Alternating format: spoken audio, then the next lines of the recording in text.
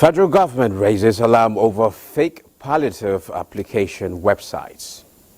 Nigerian raises target for domestic borrowing to 7.04 trillion naira for 2023, says Debt Management Office. NMPC Limited to prioritize welfare of oil-producing areas and other Nigerians. Plus, oil prices mixed as shippers suspend Red Sea route amid intensifying Houthi attacks. The program is Business Express, reaching you from Abuja, Nigeria's capital. I am Musa Bakar, your guide.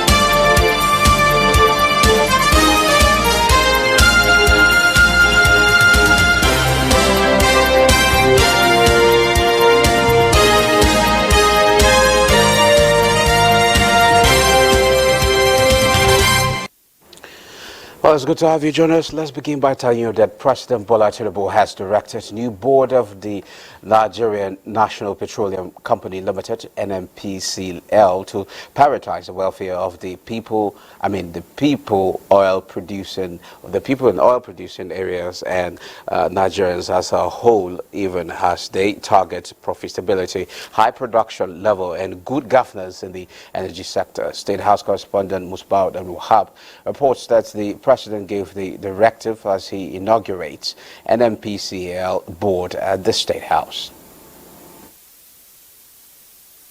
This is not business as usual.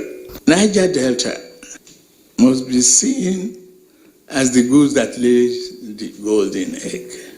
I must treat that community with deserved respect and care. It's not asking for too much to have the entitlement of water, good schools, medical centers that is functional, good road infrastructure.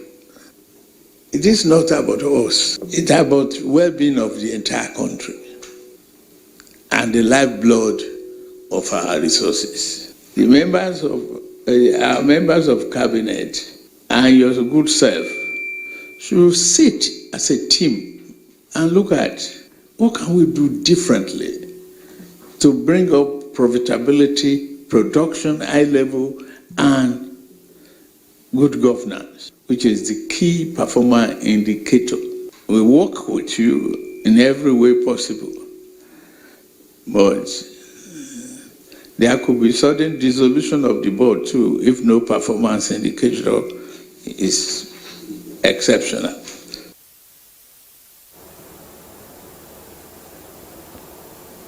Now to cybercrime, the federal government has raised an alarm over unauthorized online platforms for applying for palliative distribution in the country. The Minister of Trade, Industry and Investment, Doris Anita, stated this in a notice. According to the minister, there are different authorized online platforms claiming associations with the presidential palliative programs and charging people for palliative distribution. She emphasized that these channels are demanding that participants pay certain amounts to apply for palliatives, calling on Nigerians to ignore such platforms. The minister noted that the only verified platform for the palliative initiatives is that which the government endorsed. As the global financial sector continues to face threats of cyber attacks, Nigeria is not exempted as banks in the country continue to deploy technology and capacity building to confront the menace. Okay, so it's an ongoing thing, and let me let you know, banks are not down. They are taking frontal strategies to confront this. It's something that is evolving all over the world. These hackers and this cybercrime are ahead of the practitioners and also the regulators. But what has happened, I just want to give you assurance that capacity training program is going on a regular basis. CIBN continue to make this as a major responsibility for banks as much as possible. The federal government has reiterated its commitment towards promoting professionalism in the Nigerian extractive industry by checking and eliminating quackery in a sector that is acclaimed to be Nigeria's huge resource or source of wealth. The Minister of Solid Minerals Development, Dele Alake, stated this during the 13th induction ceremony of the Council of Nigerian Mining Engineers and Geoscientists. The minister notes that the era in which the country relies on oil for its economic development is over, and President Bola Ahmed Tinubu is committed to looking inward for economic diversification.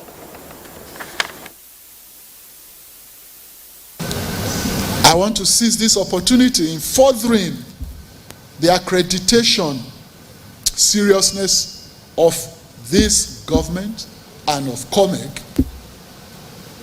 As from today, no mining engineer or geoscientist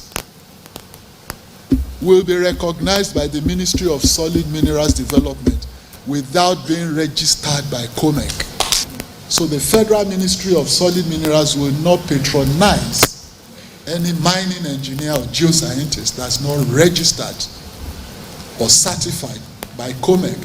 And all reports that come into our ministry must carry the stamp of accreditation of COMEG. We must move to clean energy. Who are the driver of this clean energy? They are the geologists, they are the geophysicists, they are the mining engineers that will extract the mineral, they are the metallurgy that will process it. We have lithium now all over Nigeria. What are we going to do with it? Electric car is the in thing. The next 20, 30 years, all this diesel, petroleum-driven vehicle will be a thing of the past. And now to our discussion segment, Nigeria has been looking to boost the contribution of the mining sector to its overall economic output, according to the 2023 third quarter GDP report from the National Bureau of Statistics. The mining and quarrying sector contributed 8.32% in the third quarter of 2023, higher than the contributions recorded in third quarter 2022 at 7.32%. Minister of Solid Minerals Development, Dele Alake, has expressed his interest to sanitize and renew the sector in line with the vision of the Bola Tinubu administration and improve its contribution to the nation's economy. On the program today, we look at reforming the mining sector. Joining us virtually to discuss this is Professor Akinade Shedrack Olatunji, President, Nigerian Mining and Geosciences Society. You're welcome to Business Express.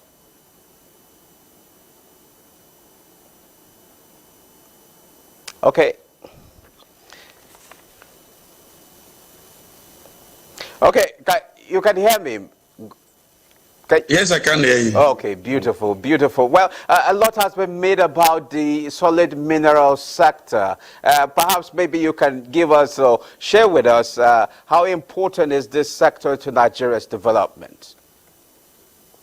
Thank you very much for having me and for that question.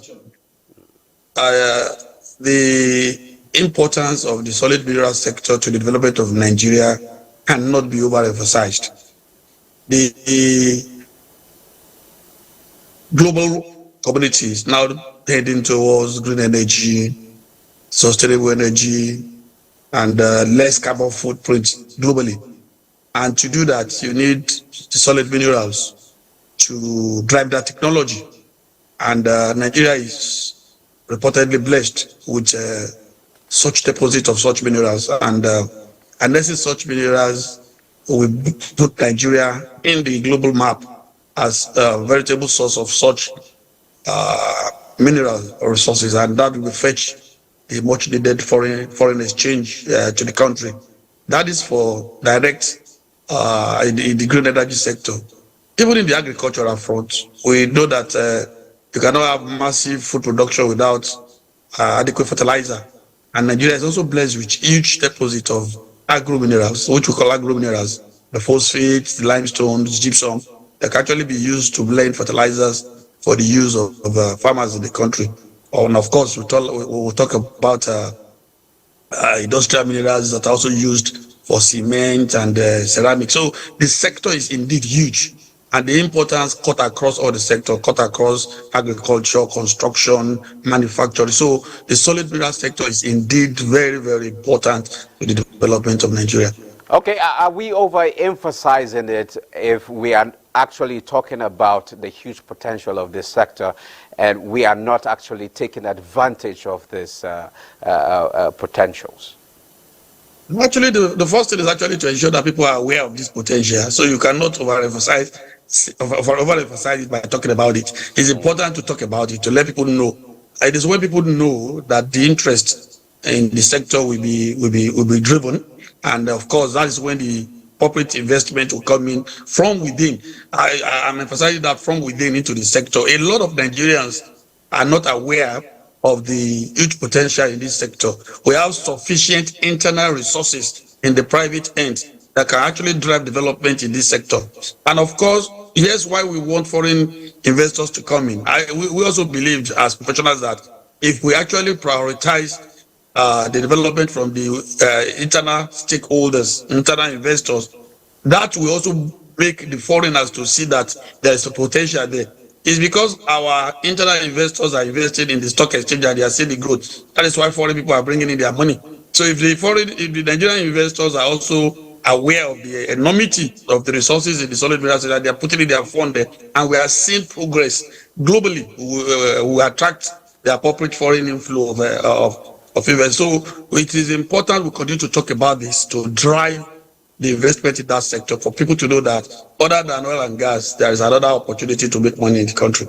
Okay, Professor Olatunji, it's very important and key that you talked about investors within the country, because when you look at the sector now, the GDP from the solid mineral sector is really low, not even up to 3%. What do you think can be done to make the sector viable and ultimately increase the GDP?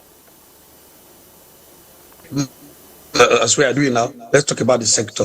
Keep talking about the sector. Let the information about the sector be out there, which the minister is already doing. Yes, he's done so many visits, so many shows talking about the sector. So that's the first. Let the information be out there. Number two, get the appropriate personnel to run the various sectors according to the law. We are not.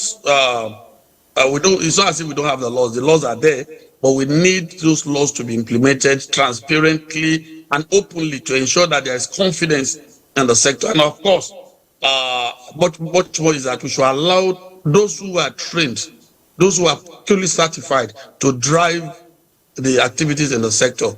That will bring in confidence, that will bring assurance, and of course, local investors will know that they're not going to lose their resources when they invest in such sectors. So those are very key things that needs to be done, and I'm sure with what the minister is doing and the ministry is doing, we're on the right path to doing that very well. Now, it's very important that you talk about those who are certified to get involved in developing the sector, because the minister talked about quacks in the mining industry and the need to exit them. And how can your association, assist the federal government in achieving this? Okay, very correct. In fact, we were excited by the statement made by the minister at the last induction ceremony, because that is the way to go. The extraction industry is knowledge driven, and it's a sector that science drives. It's not driven by emotion. It's not driven by hunches. It's driven by data. And the only way we can drive this sector by data is to get the qualified people who were trained in various institutions, who have been duly certified by the Council of Mining Engineers and Geoscientists, to be involved in gathering the geoscientific data that is needed for people to be aware of the enormity of what is in the sector. So we don't want quacks. When we say quacks, that quacks do not necessarily mean those who didn't go to school. Quack means those who are not certified, those who do not know the professional etiquette that are needed to drive the sector. We are looking at a lot of people who have not been properly registered by the Council of Mining Engineers, who do not take any responsibility for what they do. But when you are certified by the COMEC, it means you are responsible for what you are, what for the product you are bringing out, for the report you are bringing out. You can be sanctioned if you cook up the data. You can be sanctioned if you mislead the public. You can be sanctioned if you don't do your work according to the ethics of the profession. That is professionalism. That brings confidence into the sector, and that makes sure that people who are bringing in their resources to invest in the sector are fully aware that they are in safe hands and not in the hands of quacks that will just fleece them of their resources and nothing happens thereafter. Okay, now let's talk about environmental sustainability. Nations are transiting from fossil fuel to renewed energy, and the solid mineral sector has a huge role to play in this transition. What contributions are we expecting from professional bodies like yours? Thank you again for that question. As I said, I'm going to move from where I stopped. For you to do proper exploitation of natural resources, you need to put in the ESG, the environmental sustainability goals in the process. That is, it's a trained professional, either in the mining engineering or the geoscientific sector.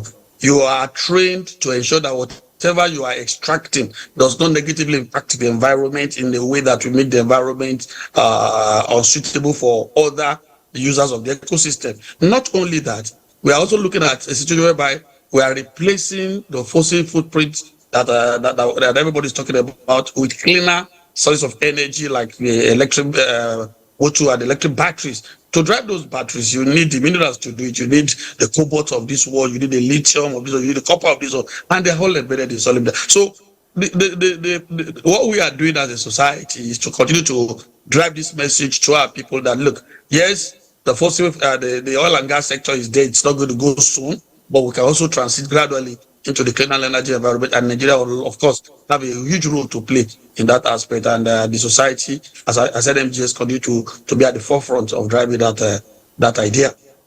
I'm afraid we are running out of time, but let me be precise as much as I could be, because I need to ask you this question. Solid minerals extraction is capital intensive, and from the 2024 budget, just 29 billion naira was allocated to the sector. Do you think this will make the needed impact in the sector? And briefly again, for those who don't understand, like the home investors who don't really understand how these activities, can we possibly bring those that are into refining into this country so that we don't have to take this as a primary product to other countries, then refine it and bring it back and things like that? How can we possibly achieve that? Just briefly. Now, thank you very much. Of course, there's none of the ministry that will tell you they have received enough budgetary allocation in 2024. Everybody is crying that what they have allocated to them is not sufficient. So the amount allocated to the Solid Mineral Development Ministry is absolutely very low. But for us, it's not about the amount, it's about the utilization of what has been given. If there are low-hanging fruits that can quickly bring quick return, and you see, the sector is not that the federal government should be pumping money into exploitation. What the government does is to create the enabling environment for private funds to flow into the sector for exploitation. And what that means is that the federal government will be spending money on geodata acquisition, geodata information spreading, and strengthening the inspectorate and the oversight agencies to do the right thing. Then, of course, as I said, that will bring it confidence. And the private fund from within will be very useful in that, because when they see that government is doing the right thing, creating the enabling environment, ensuring that the laws is properly followed and that titles are protected and guaranteed, this fund will start flowing in from within. And the moment this fund start flowing from within, it will engender confidence even in the foreign people who will begin to have a partnership with the local people. So we must begin to look internally to develop internal champions in this industry, so that alone will serve as template for the foreign investors to come and work with ultimately. And I believe if we stick to all the things that the minister have identified, we should be able to get acts together, and of course improve on the growth to the GDP as projected. Okay. Thank you very much, Professor Akilade. Shadrach Olatunji. It's been a pleasure having you in the program. Yeah, thank you very much for having me. Now, gold holds tight range as traders await U.S. data for more Federal Reserve cues. A look at the commodity market.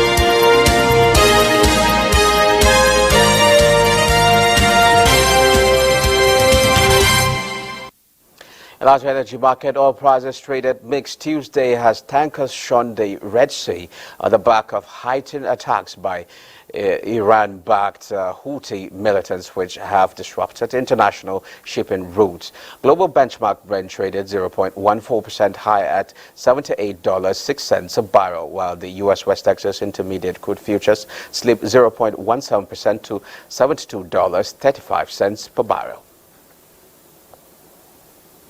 Now let's talk about snails. Snail plays an important role in shedding and transporting organic substance as they combine their slime with particles from the ground and improve the structure of the soil. However, for its economic importance, snail is consumed as a means of alleviating protein shortage in livestock industries. Tenimpere or here says in Bayelsa State, with obvious mangrove environment, dealers on snail noted that snail farming is profitable while consumers are lamenting its high cost. Our farmland, plantain, that's what they go set where burn everything finish. Snail no day for this Zarama bush again. Now inside down the journey, they bring snail now for us. Where would they buy? Another challenge we get na kili for bush. Both the men and the women when they go farm, they know they return. Now they die for bush. Who they kill them will not know. When you tell your customers the price is like this, the next time you don't even know how to sell. Sometimes you don't even get any benefit from it. Just so maybe let me just sell, so we just sell it out. The price is not favoring at all. Waiting that they take certain, it don't do very high. The chemical when they take set the snail, they're very high. So people when they even use the chemical set the snail sometimes for the night they even see much. So now because of that one, the snail they're very expensive. They fee buy them again because the buyers where they give us, then they fee give us where that is the price where we're supposed to buy them. Now this size now with the sell at 8 to 1,000 naira. But before this size na 12, 1,000. Now na 8 with the sell. So we know the fee buy them again. And sometimes they will come deceive us, say they won't bring money, loan. When we do finish, we know they see the loan where we carry to the business. So they see challenge for the business what they do, challenge of money. Let government approve community policing so that then we from the communities add other police officials, they go waka, lay surveillance for the bushes so that bad people no go come in. We don't even know who be the people, but our women they die, even the young men they die. And now from snail market, let's head to the capital market. The equities market closed first weekday of trading bullish as investors began the week with a positive sentiment at the end of the session. The all-share index gained 0.02% to close at 72,404.91 basis point.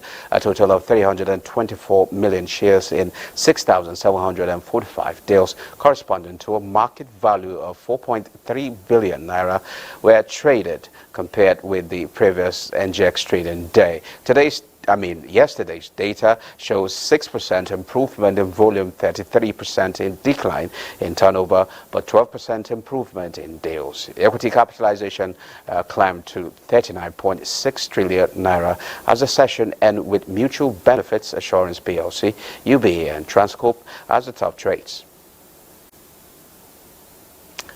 Well, this is it. This is where we end this edition of Business Express. We value your feedback, so keep the comments, observations, and suggestions coming. Be informed that all previous episodes are available on YouTube on the NTA's channel. Business Express returns Wednesday at 3 p.m. I'm Musa Bakar. Enjoy the rest of your day.